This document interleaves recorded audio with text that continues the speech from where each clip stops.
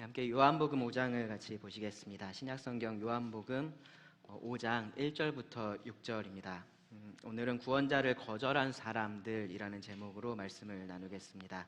구원자를 거절한 사람들입니다. 요한복음 5장 1절부터 6절입니다. 예수님께서 이 땅에 계셨을 때요, 예수님 주변에 사람들이 참 많이 있었습니다. 근데 그 모든 사람들이 다 똑같이 예수님을 마음으로 따랐었던 것은 아닙니다. 그 좋은 예를 보여주는 것이 이제 오병이어 사건 이후의 이야기인데요. 지금 요한복음 5장을 펴셨으면 조금만 넘기셔서 요한복음 6장을 보시기 바랍니다. 6장에 보시면 잘 아시는 오병이어의 기적에 대한 말씀이 있습니다.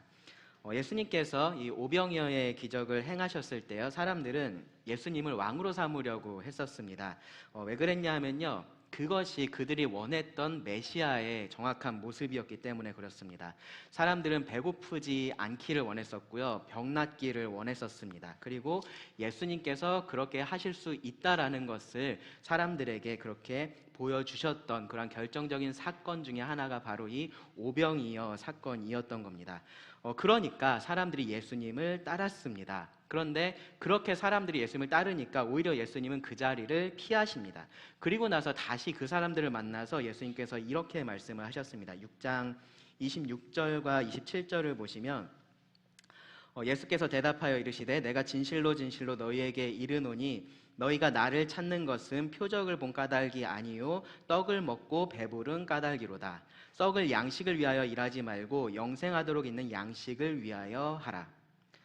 예수님 지금 무슨 말씀을 하시는 거냐 하면요, 예수님은 썩을 양식을 위해서 이 땅에 오신 것이 아니라 영생하도록 있는 그 양식을 위해서 오셨다라고 말씀을 하신 것이고요, 너희가 나를 따르려면 그것을 위해서 따라야 한다라고 말씀을 하신 겁니다.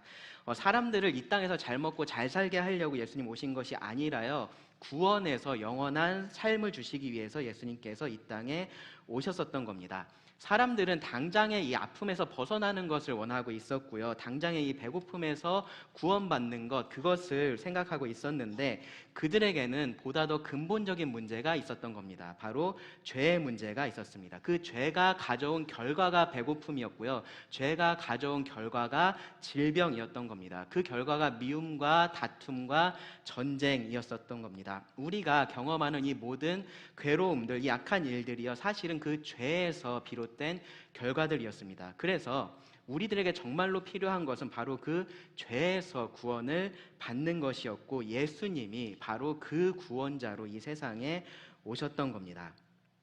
그리고 예수님 자신이 바로 그 생명을 주는 양식, 생명의 떡이 되어 주실 것이었습니다. 그리고 그 예수님을 먹는 자라고 예수님께서 표현을 하셨는데요, 예수님을 믿는 자들입니다. 그들이 영생을 얻을 것을 요한복음 6장에서 예수님은 이 사람들에게, 예수님을 따라왔던 이 사람들에게 말씀을 해 주셨습니다. 그것이 중요한 것이었어요. 그것이 이들이 예수님을 바라보고 따라야 할 가장 중요한 부분이었습니다. 우선순위였습니다. 그런데 이 사람들은 예수님께서 먹을 것으로 그들의 배를 불리니까 그것으로 만족을 했었던 겁니다. 그리고 오히려 예수님께서 이 영생에 대한 말씀을 하시니까, 이 생명의 떡에 대한 말씀을 하시니까 사람들이 예수님을 떠나갔습니다. 66절에 보시면은 사람들이 이 일로 인해서 예수님을 많이 떠나갔다라고 말을 하고요, 다시 그와 함께 다니지 않았다라고 말을 합니다. 왜 그렇습니까? 이들에게 있어서 가장 관심사가 영생을 얻는 것, 죄에서 구원을 얻는 것이 아니라 썩을 양식이었기 때문에 그랬던 겁니다. 만약에 예수님께서 이 땅에 오신 목적이 사람들을 배고픔에서 구원하는 것이었다면요, 이 사람들이 그 필요를 느끼고 있었던, 그 원하고 있었던 그것과 딱 맞아떨어져서 누구나 다 예수님을 따랐을 겁니다. 질병에서 구원하는 것이었다라고 해도 마찬가지입니다. 이 사람들이 바라는 이 땅에 속한 것들만, 그것 외에 다른 것들은 싹 다 빼고요, 사람들이 바라고 있었던 그것만 예수님께서 채워주셨다면 예수님은 누구에게나 좋은 사람이 돼서요, 인기를 얻으실 수 있으셨을 겁니다. 그런데 예수님 그렇게 하지 않으셨던 겁니다. 암으로 죽어가는 사람을 살릴 수 있는 사람이 환자가 원한다고 해서 그냥 진통제만 주고 있을 수는 없는 것과 똑같은 상황입니다. 더구나 그렇게 했을 때 실제로 병을 더 악화시킨다면 절대로 그렇게 해서는 안 되는 겁니다. 예수님은 이 사람들에게 떡을 주는 왕이 되기를 거절하셨고요. 그들에게 예수님을 믿고 영생을 얻으라고 도전을 하셨던 겁니다. 그런데 그것이 사람들에게 걸림이 돼서 사람들은 떠나갔습니다. 비단 이때만 있었던 일이 아니고요. 예수님의 생애 가운데 이런 일이 계속해서 있었습니다. 사람들은 예수님께서 그들이 원하는 것을 채워주실 때는 예수님을 따라왔었지만 예수님께서 영생을 얘기하시고 그들 영혼에 대해서, 죄의 문제에 대해서 얘기하시면 예수님을 떠났습니다. 요한복음 1장에 보시면요, 요한이 이렇게 기록을 했습니다. 요한복음 1장 9절부터 12절을 보시면 참빛 곧 세상에 와서 각 사람에게 비추는 빛이 있었나니 그가 세상에 계셨으며 세상은 그로 말미암아 지은 바 되었으되 세상이 그를 알지 못하였고 자기 땅에 오매 자기 백성이 영접하지 아니하였으나 영접하는 자 곧 그 이름을 믿는 자들에게는 하나님의 자녀가 되는 권세를 주셨으니. 최종적으로 이 이스라엘 백성들은요, 그들의 왕이며 메시아로 오셨던 이 예수님을 민족적으로 거절했습니다. 영접하지 않았어요. 그런데 그렇다고 해서 모든 사람들이 개개인이 다 예수님을 배척했었던 것은 아니었었던 겁니다. 여기 말씀하는 것처럼 예수님을 영접하는 자들이 있었습니다. 그리고 그렇지 않은 사람들도 있었던 겁니다. 우리가 지난 몇 주 동안 살펴봤었던 수요일 말씀에서도 우리가 그것을 볼 수 있습니다. 율법 교사, 예수님을 영접하지 않았었고요. 젊은 부자 관리, 예수님을 영접하지 않았었습니다.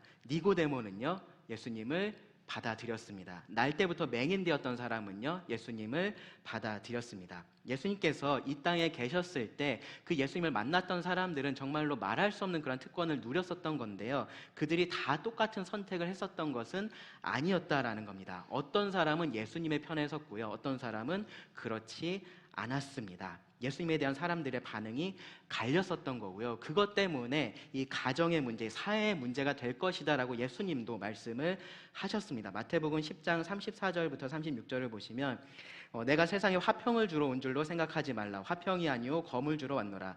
내가 온 것은 사람이 그 아버지와 딸이 어머니와 며느리가 시어머니와 불화하게 하려 함이니 사람의 원수가 자기 집안 식구리라. 다른 이유가 없습니다. 예수님 때문에 그렇게 된다라는 겁니다. 누군가는 예수님을 그의 영혼을 구원할 구원자로서 받아들이고 누군가는 그렇지 않기 때문에 생겨나는 일들입니다. 그리고 이 일은요, 예수님께서 이 땅에 계셨을 때만 있었던 일이 아니라요, 지금도 똑같이 벌어지고 있는 일입니다. 어떤 사람은 예수님을 따르고 있고요, 어떤 사람은 그렇지 않습니다. 만약에 예수님께서 이 땅에 오신 목적이 굶주리는 자들이 없는 세상을 만드는 것이었거나 병으로 고생하는 사람이 없게 만드는 그러한 것이었다면 예수님에 대한 호불호가 이렇게 달라지지 않았을 겁니다. 그런데 그것이 예수님께서 이 땅에 오신 목적이 아니었습니다. 물론 결과적으로 예수님은 그런 세상을 만드실 거예요. 죄가 없는 그러한 세상을 예수님께서 만드실 겁니다. 예수님은 그 나라의 잃어버린 자들을 구원하기 위해서 이 땅에 오셨던 거고요. 그 예수님을 먼저 받아들여야 됐었던 겁니다. 그래서요, 문제는요, 우리가 무엇을 바라고 있느냐입니다. 이 예수님을 받아들이느냐 받아들이지 않느냐는요, 우리가 무엇을 간절히 바라고 있느냐, 무엇을 가장 중요한 것으로 생각하고 있느냐입니다. 우리가 바라는 것이 이 땅에 속한 것이라면요, 이런 예수님을 따를 이유가 하나도 없습니다. 오병 이후에 예수님을 따랐었던 그 사람들, 예수님을 떠났었던 그 사람들, 그리고 율법 교사, 젊은 부자 관리와 마찬가지입니다. 그리고 오늘 본문에서도요, 우리가 그렇게 예수님을 떠났었던, 거절했던 사람을 보게 됩니다. 요한복음 5장 1절부터 16절인데요. 말씀을 먼저 읽겠습니다.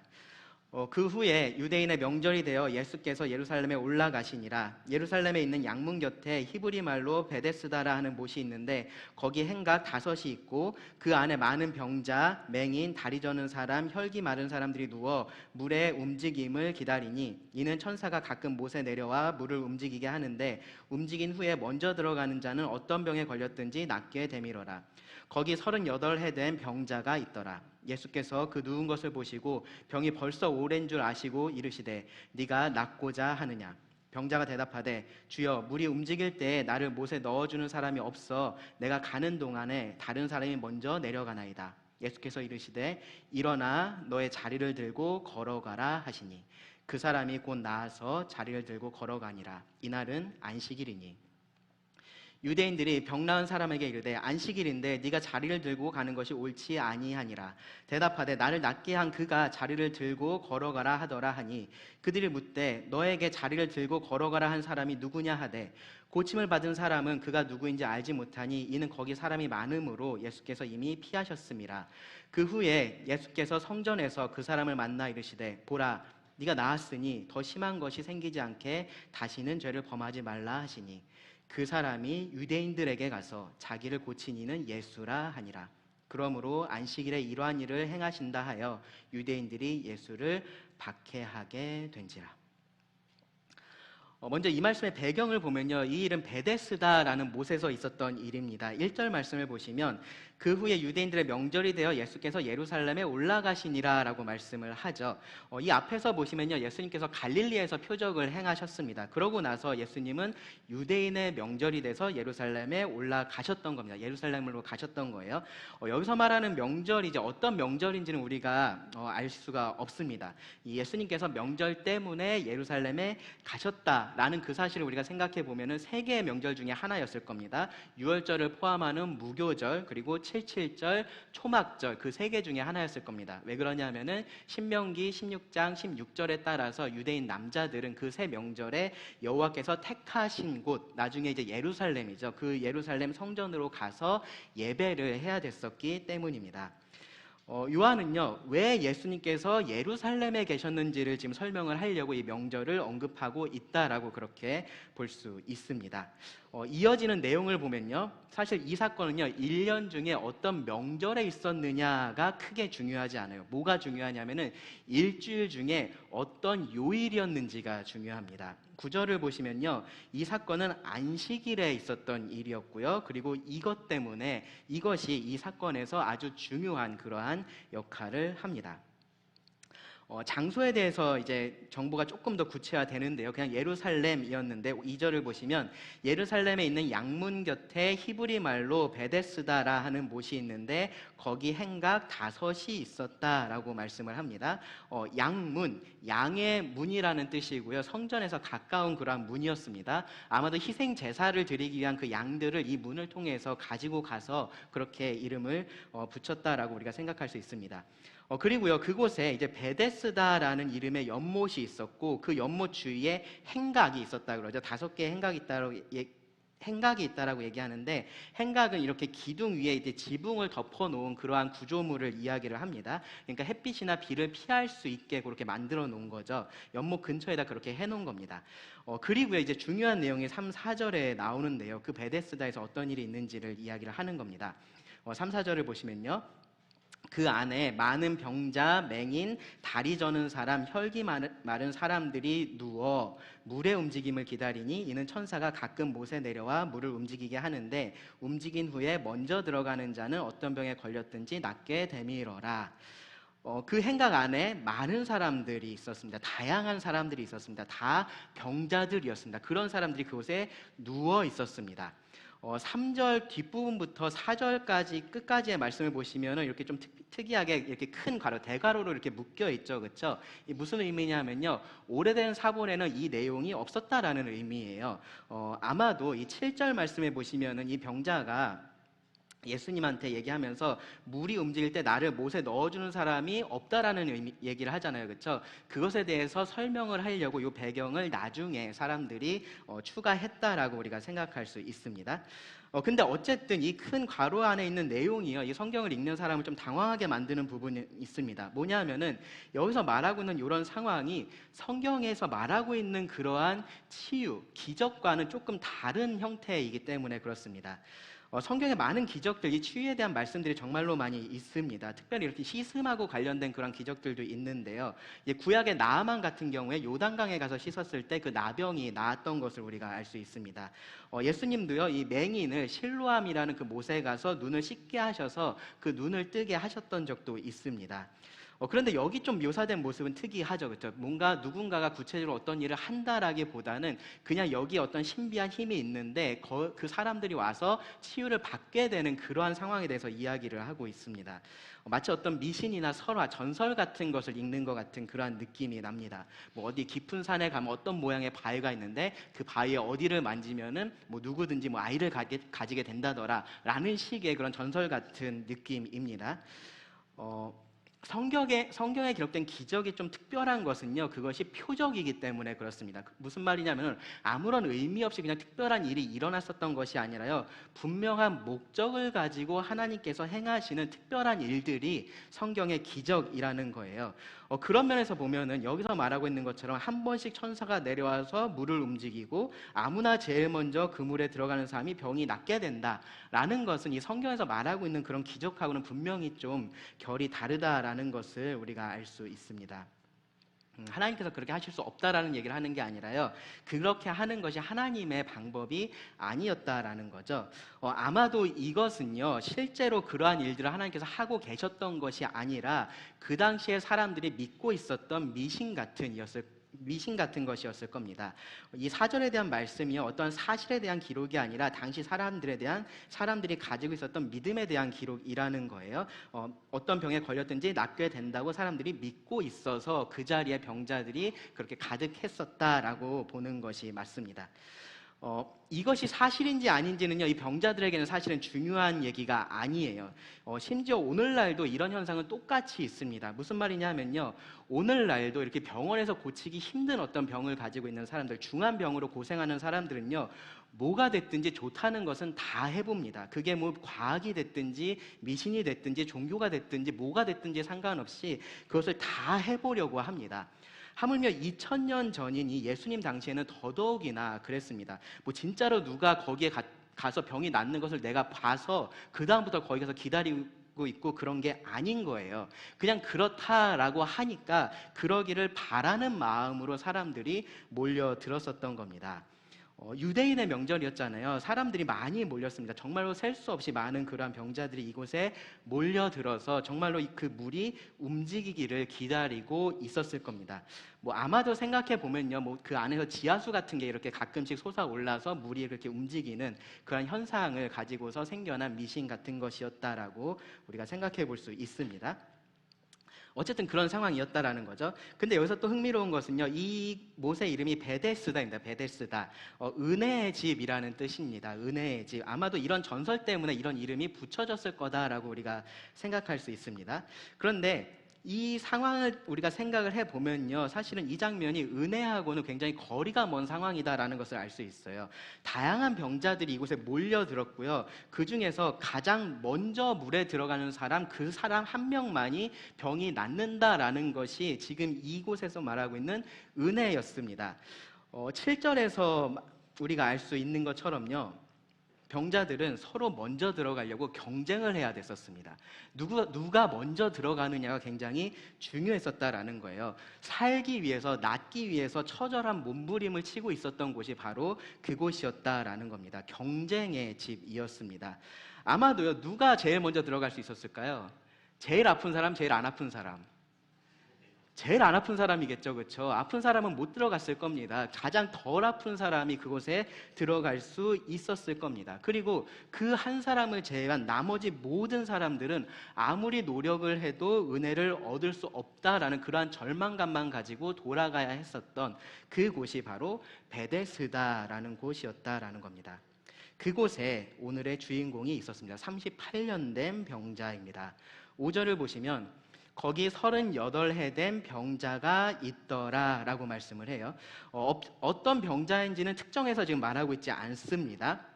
8절에서 예수님께서 말씀하셨던 것을 보면은 이 사람이 걷는데 장애가 있었다라는 것은 분명해 보입니다. 그렇지만 어떠한 병인지는 모릅니다. 중요한 것은 이 사람이 38년 동안 이 상태로 계속해서 살아왔었다라는 겁니다. 38년 굉장히 긴 시간입니다.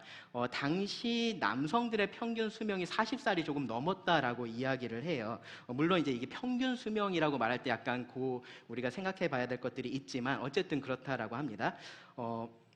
그 기준으로 보면요, 이 사람은요, 삶의 대부분을 지금 이 장애를 가지고 살아왔었던 겁니다. 금방 죽을 그런 병은 아니었었던 겁니다. 그런데 이 병이 그 사람을 정말로 비참하게 살게 만들었을 겁니다. 자기가 하고 싶은 일들을 아무것도 하지 못하고 자기가 하기 싫은 일들만 하게 만들었을 겁니다. 14절을 보면요, 예수님께서 14절에서 하셨던 이 말씀을 보면은 이 사람이 태어나면서부터 이랬었던 것이 아니에요. 그렇죠? 이 사람은 자신의 어떤 죄 때문에 이렇게 됐다라는 것을 우리가 추측해 볼 수 있습니다. 그렇게 생각해 보면요, 이 사람이 어떤 죄를 범할 수 있을 정도의 나이가 되고 나서 38년이 지났다라고 생각을 하면은 이 당시에 아마 50은 넘은 그러한 나이였을 겁니다. 성인이었습니다. 정신도 온전했습니다. 그런데 누군가의 도움이 없이는 살 수 없는 그러한 상황이었던 겁니다. 자신의 삶을 비관했을지도 모릅니다. 내가 왜 그런 죄를 저질렀을까? 그런 죄에 대한 자책으로 38년을 살아왔을지도 모릅니다. 그럼에도 불구하고 하나님께서 나에게 이렇게까지 하셔야 돼 라는 그러한 하나님에 대한 원망이 그에게 있었을지도 모릅니다. 아마 처음에는 곧 괜찮아질 거야 라는 그런 소망을 가졌을 거예요. 그런데 1년, 2년이 지났고요. 38년이나 지났습니다.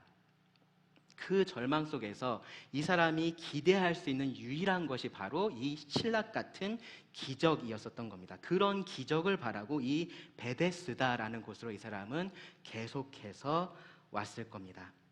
사실 진짜 그런 기적이 자기에게 일어날 것을 크게 기대하지도 못했을 거예요. 말씀드렸었던 것처럼 이것은요, 경쟁입니다. 경쟁. 이 경쟁에서 가장 불리한 병을 이 사람은 가지고 있어요. 걸을 수가 없잖아요. 그렇죠? 자기가 먼저 들어갈 수가 없는 겁니다. 이 명절이라고 해서 다를 것이 없었습니다. 그런데 그가 알지도 못했고 기대하지도 않았던 또 다른 기적이 그를 찾아오고 있었습니다. 바로 예수님이십니다. 6절을 보시면요, 예수께서 그 누운 것을 보시고 병이 벌써 오랜 줄 아시고 이르시되 네가 낫고자 하느냐. 예수님께서 이 사람을 보셨습니다. 그렇죠? 이 베데스다라는 곳에 병자가 가득 있었는데, 정말로 수많은 사람들이 그곳에 있었는데 그 중에서 이 한 사람을 예수님께서 바라보셨던 겁니다. 왜 이 사람이었을까요? 왜 이 사람을 예수님께서 바라보셨을까요? 이 사람이 가장 심각한 그러한 상태에 있기 때문에 예수님께서 보셨을까요? 아니면 이 사람이 가장 오랫동안 아팠기 때문에 예수님께서 이 사람을 보셨을까요? 아니면 이 사람이 가장 절박해서 보셨을까요? 아니면 가장 고통스러운 상황에 있어서 보셨을까요?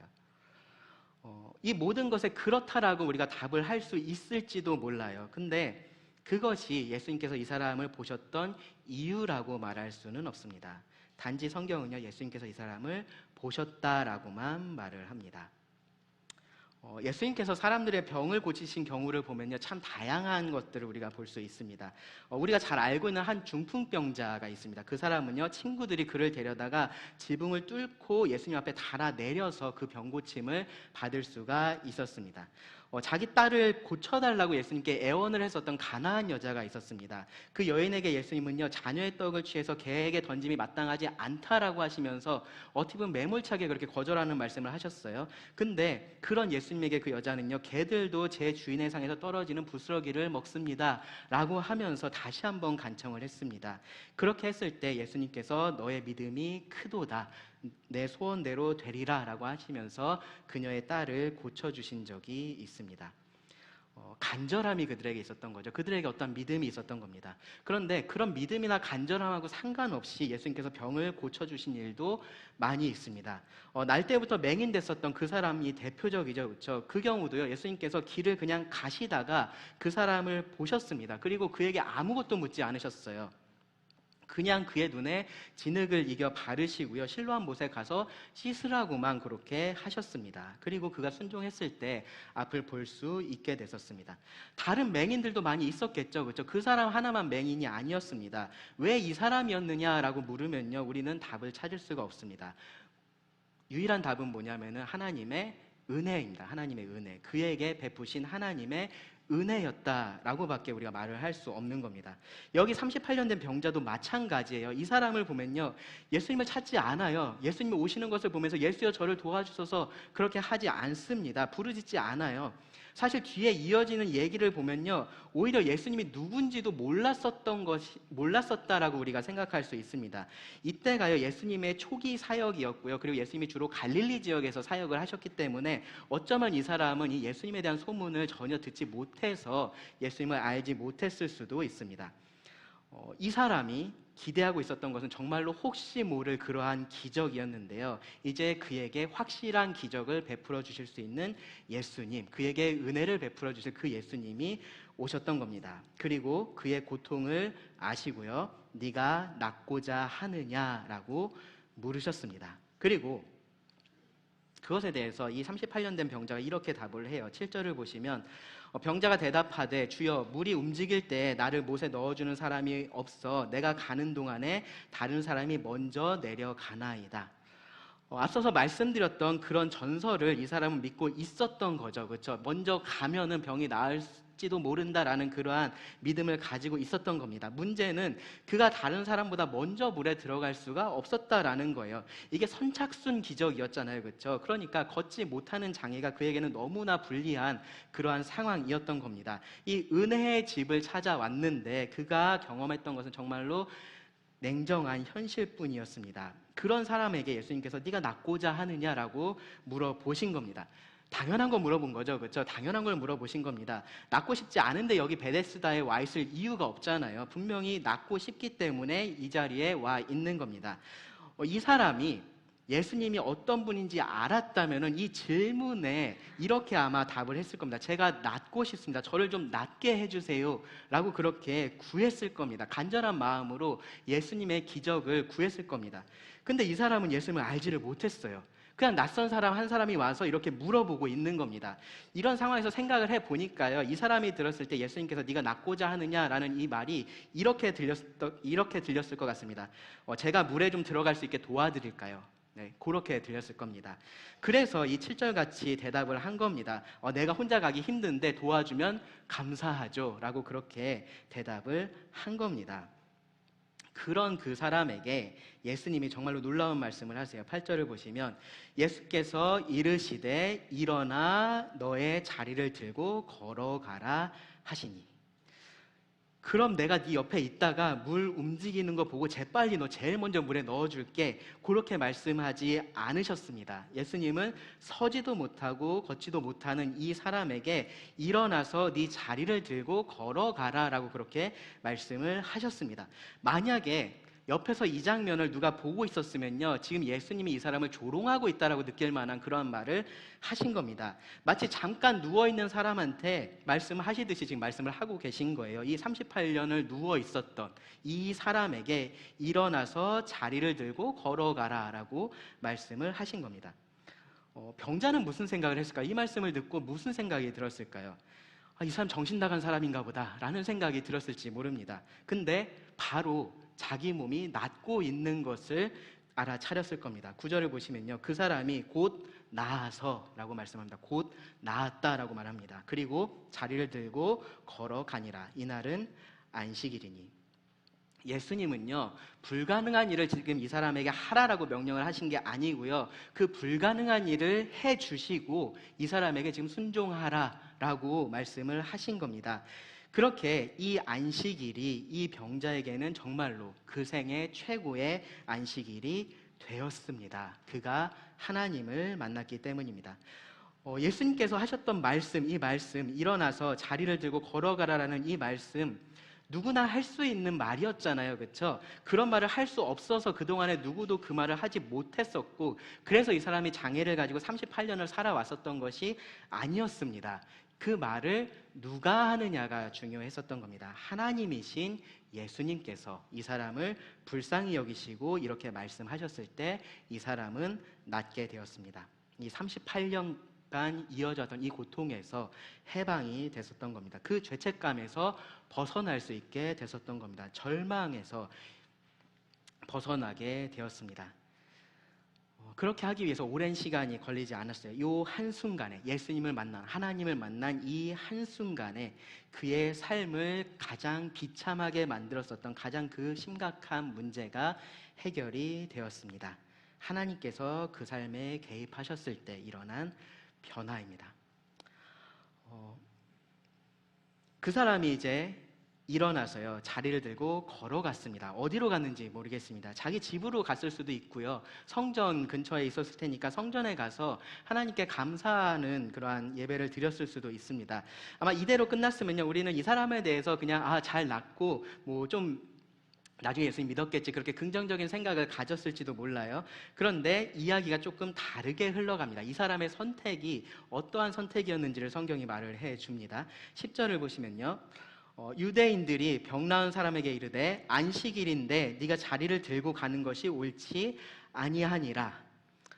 이 상황 요한복음 9장의 사건하고 아주 유사합니다. 날 때부터 맹인이었던 사람, 그 사건과 아주 유사합니다. 그 사람을 예수님께서 고치시고요, 예수님은 그 자리를 피하셨었어요. 그날도 안식일이었었고요, 사람들이 그것을 문제 삼았었습니다. 그리고 여기서도 마찬가지인 거죠. 여기 유대인들이라고 말을 하는데요, 요한복음에서 이렇게 유대인들이 나올 때는요, 일반적인 유대인들을 말하는 게 아니라 유대 종교 지도자들을 의미를 합니다. 그 사람들이에요. 그 사람들이 이 병 나은 사람에게 네가 왜 나았냐고 지금 따지고 있는 그러한 상황인 거예요. 안식일에는 병이 나았어도 네가 누워 있어야지 왜 네 자리를 들고 걸어갔느냐라고 그렇게 따지고 있는 상황인 겁니다. 여러분, 이게 얼마나 지금 말이 안 되는 상황인지 이해가 되십니까? 이 스윈돌이라는 목사님이요, 이 상황을 이런 비유로 설명을 했어요. 제가 이 책을 읽다가 혼자서 웃었었는데요, 이렇게 얘기를 했습니다. 당신의 옆집에 사는 사람이 사고로 30년 넘게 전신마비인 상태로 지내왔다고 생각해보라. 어느 주일 아침 6시에 잔디 깎는 기계 소리가 깊은 단잠에 빠져있는 당신을 깨운다. 짜증이 난 당신은 쉬는 날 이른 아침부터 요란한 소음으로 온 동네의 창문이라는 창문을 다 흔들어 놓을 만큼 몰상식한 인간이 누구인지 보려고 현관으로 뛰쳐나간다.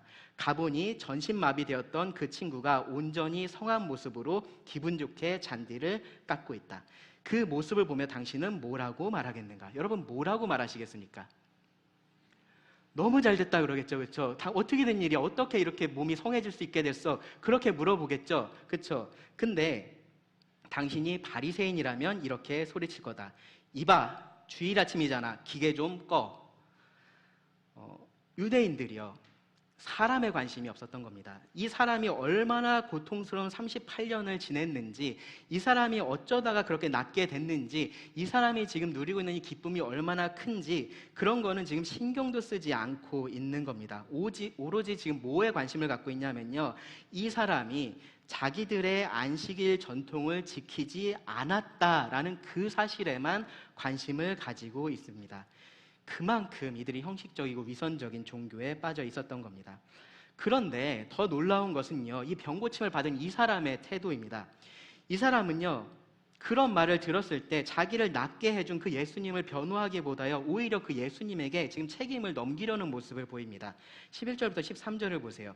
대답하되 나를 낫게 한 그가 자리를 들고 걸어가라 하더라 하니. 하나님께서 나에게 주신 그 여자가 먹게 함으로 내가 먹었습니다 라고 말하는 아담하고 똑같은 변명의 말을 지금 하고 있는 겁니다. 나를 낫게 한 그가 자리를 들고 걸어가라 하더라. 그들이 묻되 너에게 자리를 들고 걸어가라 한 사람이 누구냐 하되 고침을 받은 사람은 그가 누구인지 알지 못하니 이는 거기 사람이 많음으로 예수께서 이미 피하셨음이라. 자기는 그냥 자기를 낫게 한 그 사람의 말대로 했을 뿐이다 라고 말을 하는 거예요. 자기도 낫고 싶어서 나은 게 아니다 라고 지금 말을 하고 있는 겁니다. 억울하다라고 말을 하고 있는 겁니다. 만약에 예수님이 그 자리에 계셨으면요, 다 저 사람이 한 일이에요, 저 사람 때문에 지금 이렇게 된 거예요 라고 그렇게 소리를 쳤을 겁니다.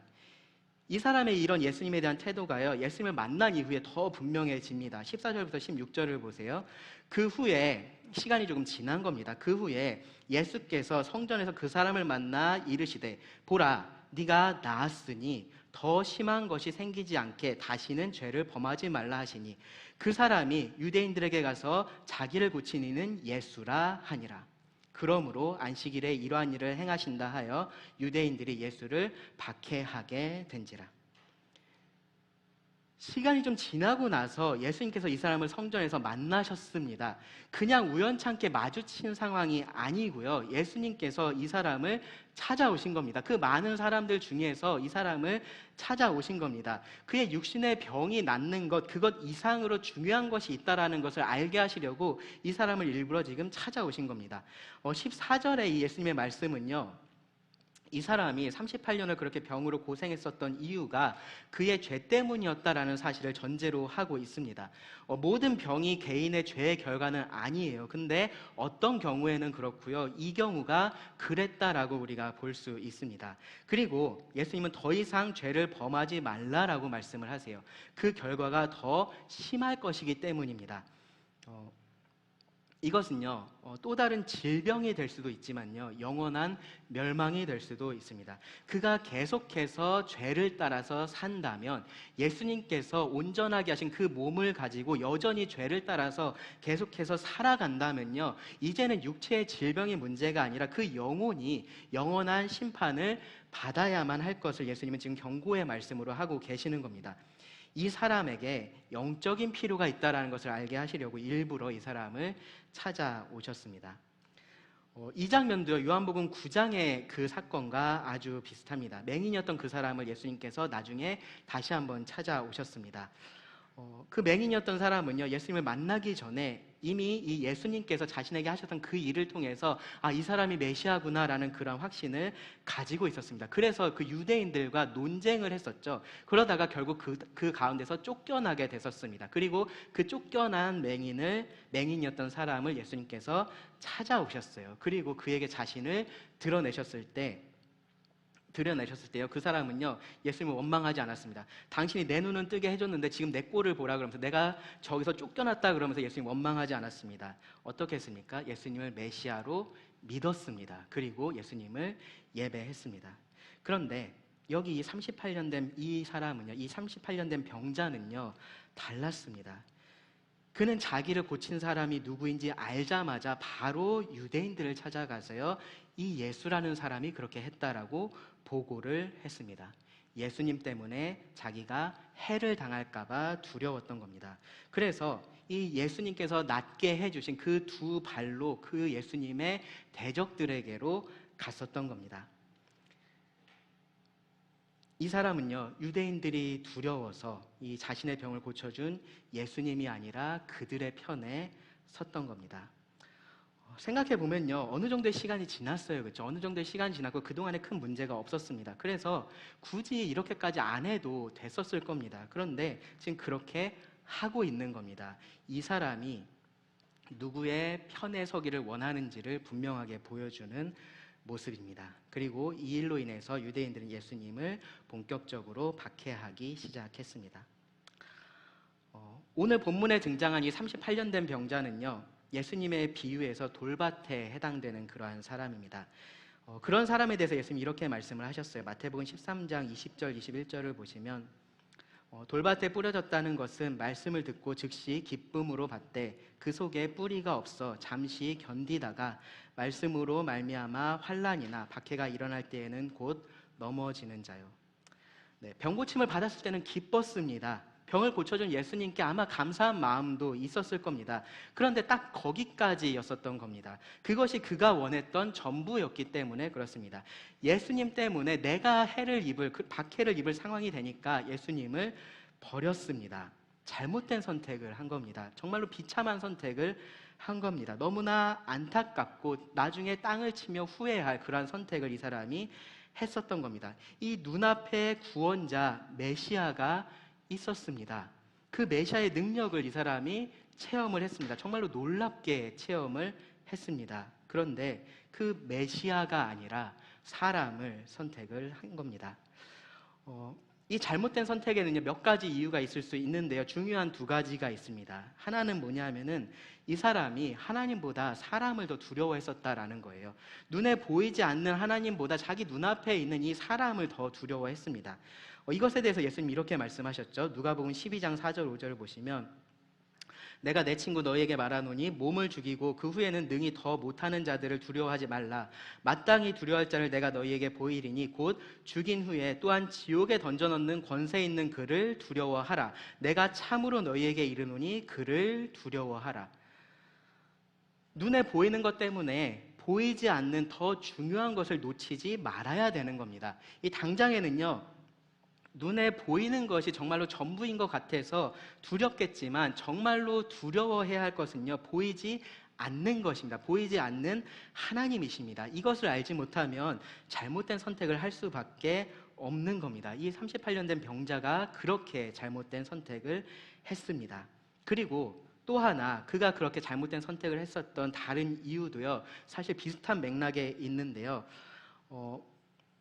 이 사람은요, 자신이 이 육신의 병에서 구원을 받아야 한다라는 생각은 항상 하고 있었습니다. 그리고 그것을 간절히 원해오고 있었습니다. 38년을 기다리고 있었습니다.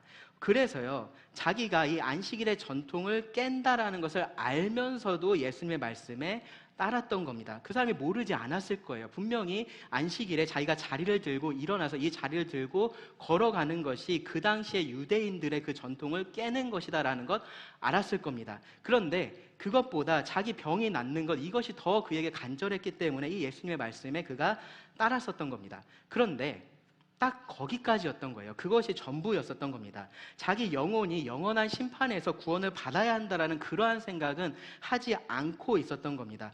걷지 못하던 자신이 이 예수라는 사람을 통해서 걷게 됐다라는 것이 무엇을 의미하는지를 이 사람은 궁금해하지 않았습니다.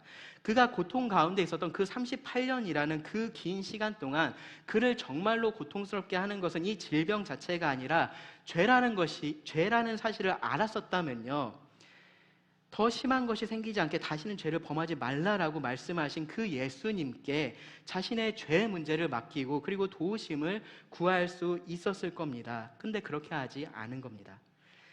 그가 그렇게 했다면요, 이 육신의 치유자이신 예수님뿐만 아니라 영혼의 구원자이신 예수님을 만날 수 있었는데 그렇게 하지 않았었던 겁니다. 왜냐하면은 자기 육신에 대해서 관심을 가지고 있는 만큼 자기 영혼에는 관심이 없었기 때문에 그렇습니다. 그 사람 입장에서는요, 예수님에게서 얻을 수 있는 것은 이미 다 얻은 겁니다. 더 이상 예수님의 편에 서는 것은, 이 예수를 따르는 것은 자기에게 득이 될 것이 없다라고 판단을 했었던 겁니다. 그래서 예수님을 떠난 것이고요, 그 일생에 가장 후회스러운 선택을 그 순간에 그가 하게 됐었던 겁니다. 이제 조금 시간이 지나면 성탄절이 됩니다. 그쯤 되면 이제 사람들이 많이 하는 말이 있어요. 뉴스 같은 데서 이제 아나운서들이 이런 표현 자주 쓰는데요. 이 땅에 사랑과 평화를 전하러 태어난 아기 예수라는 그러한 표현을 많이 씁니다.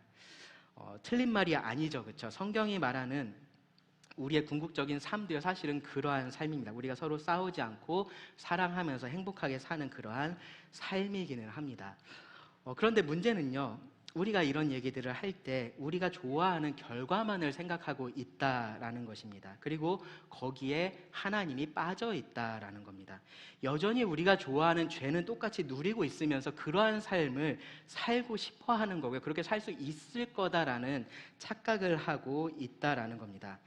먼저는 우리 죄 문제가 해결이 돼야 됩니다. 우리에게서 죄가 사라져야 됩니다. 그래야지 우리가 하나님을 사랑하고 하나님과 평화를 누릴 수 있고요, 그리고 그럴 때 우리가 서로를 나 자신처럼 사랑할 수 있는 겁니다. 거기에 정말로 행복한 삶이 있는 겁니다. 그것이 예수님께서 전하신 사랑과 평화의 메시지고요, 그것을 위해서 예수님께서 이 땅에 오셨고 십자가에서 죽으신 겁니다. 그 예수님이 이 땅에 계실 때 사람들은 저마다의 이유로 예수님을 거절했습니다. 근데 궁극적으로는요, 하나의 이유로 예수님을 거절한 겁니다. 스스로 해결할 수 없는, 그들이 반드시 해결해야만 하는 그러한 죄의 문제가 있다라는 생각을 하지 못했기 때문에 그들이 예수님을 거절했습니다. 하나님을 사랑하고 하나님과 평화를 누리는 것이 중요하다라는 생각을 하지 않았기 때문에 그것을 주러 오신 예수님을 거절했었던 겁니다. 그들에게 병을 낫게 해주는 예수님은 필요했는데요, 죄를 사하시는 예수님은 불필요했습니다. 먹을 것을 주시는 예수님은 필요했는데 영생을 주시는 예수님은 불필요했습니다. 오늘날도 똑같습니다. 오늘날 사람들도요, 예수님께 바라고 기대하는 것이 다 이 세상에 속해 있는 것들입니다. 그래서요, 예수님께서 그런 거 준다라고 하면요, 사람들 예수님께로 옵니다. 교회로 모여듭니다. 사실 교회에 부흥시키는 거 그렇게 어려운 일 아니에요. 사람들 듣고 싶은 얘기 해주면 됩니다. 말씀 시간 짧게 하고 찬양 많이 하면 됩니다. 그러면 사람들이 교회로 옵니다. 돈을 위해서 오고요, 명예를 얻기 위해서 오고요, 사랑받기 위해서 오고요, 성적 잘 받으려고 오고요, 성공을 위해서 옵니다. 건강하려고 옵니다. 심지어 이 베데스다의 미신을 믿고 몰려들었던 이 병자들처럼 정말로 그런 건 예수님께서 주시는지 주시지 않는지 그런 거 크게 신경 쓰지도 않고 그냥 옵니다. 그리고 이 예수님은 당신을 죄에서 구원하실 구원자이셔야 한다라는 말을 들으면요, 그 예수님을 떠나갑니다. 그런 예수님이 필요 없다라고 생각해서 그런 겁니다. 애초에 나는 죄인도 아니고요, 그런 보이지 않는 영혼 같은 거 중요하지 않다라고 생각해서 그런 겁니다. 여러분 어떠신가요? 여러분 어떤 선택을 하고 계신가요? 특별히 이 유평교회에 잘 나오고 계시면서 여전히 예수님을 구원자로서는 거절하고 계시는 분들에게 제가 묻고 싶습니다. 여러분 정말로 어떠신가요? 여러분 어떤 선택을 하고 싶으신가요? 여러분 예수님에게 무엇을 바라고 계십니까? 내가 하고 싶은 대로 그냥 하게 두면서 결국 죽고 나서는 천국으로 가게 해주는 그런 예수님 계시지 않습니다. 성경에서 말하고 있는 예수님이 그런 예수님이 아닙니다. 그런 예수님을 여러분 혹시라도 찾고 계시면요, 결국은 오늘 말씀에 이 38년 된 병자처럼 결국은 예수님을 거절하게 될 겁니다. 여러분들이 그와 같은 참담한 선택을 하지 않기를 간절히 바랍니다. 여러분들을 찾아오신 이 구원자 예수님을 두고 떠나가는 그런 선택을 하지 않으시기를 바랍니다. 여러분 하나님 앞에서 죄인이라는 사실을 인정하시고요, 이것을 해결하는 것이 내 삶에 있어서 가장 중요한 문제다라는 것을 아시기 바랍니다. 그리고 여러분 도움을 구하시기 바랍니다. 여러분들을 구원하실 예수님이 여러분 앞에 계십니다. 그 예수님을 영접하실 수 있기를 간절히 바랍니다. 기도하고 말씀 마치겠습니다. 하나님, 또 오늘 이 말씀 통해서 우리에게 은혜를 주시기를 구합니다.